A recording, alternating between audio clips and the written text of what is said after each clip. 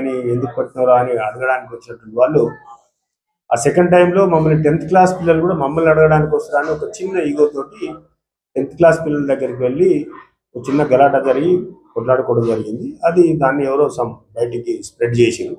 ఇప్పుడు మేము అందరి సమక్షంలో ఆ పిల్లల్ని కొట్లాడుకున్న వాళ్ళని కొట్టిన వాళ్ళని అందరినీ పిలిచి అడిగితే కూడా ఇష్యూ చాలా చిన్నది. ఇక్కడ ర్యాగింగ్ కాదు. ర్యాగింగ్ అంటే జనరల్గా ఏమైందంటే కాలేజీ పెట్టిన స్టార్టింగ్లో జరుగుతుంది. సీనియర్ స్టూడెంట్స్ కొత్తగా వచ్చేటటువంటి ఫ్రెషర్స్ని ఏదో చూసి అక్కడ ఇక్కడ సినిమాలలో చూసి ర్యాగింగ్ టైప్ చేస్తారు. కానీ మనకు ఆల్మోస్ట్ ఇయర్ కంప్లీట్ అయ్యి ఇంకా 2 months అయితే ఎగ్జామ్స్ దగ్గర పడ్డాయి. పిల్లలందరూ కూడా బాగా చదువుతారు. ఇప్పుడే మన జనరల్ ఆఫీసర్ గారు చెప్పినట్టుగా ఒక రెసిడెన్షియల్ స్కూల్లో అడ్మిషన్ వచ్చిందంటే ప్రతి పిల్లవాడు మెరిటోరియల్ స్టూడెంట్ అయితేనే ఇక్కడ వస్తుంది. ఆషమాషిగా రాదు. ఏమి వాళ్ళు ఎవరు మంచి మెరిట్ ఉన్నటువంటి స్టూడెంట్స్. కాబట్టి దీన్ని ఏదో పెద్ద భూతద్దంలో పెట్టి చూసి మనం వాళ్ళకి ఒక పెద్ద పనిష్మెంట్ ఇస్తే కూడా ఆ పిల్లల భవిష్యత్తు ఆగమవుతుంది.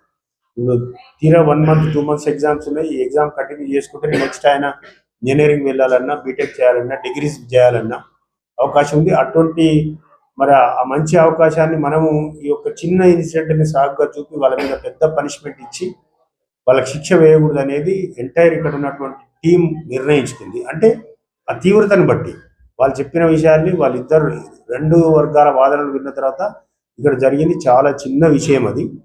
కాబట్టి వాళ్ళకు కూడా పెద్దగా పనిష్మెంట్ ఇవ్వకుండా వార్నింగ్ ఇచ్చి కంటిన్యూ చేసేదానికి ఆల్మోస్ట్ డిసిప్లినరీ కమిటీ కూడా డెసిషన్ తీసుకుంది.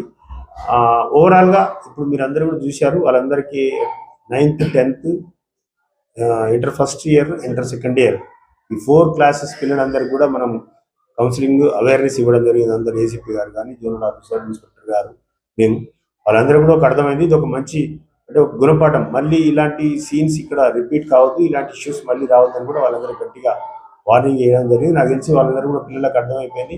రాబోయే ఎగ్జామ్స్కి ఎలా సన్నద్ధం కావాలనే దాని మీద మాత్రమే వాళ్ళ యొక్క దృష్టి పెట్టాలి తప్ప ఇటువంటి ఇష్యూస్ మీద కాదని.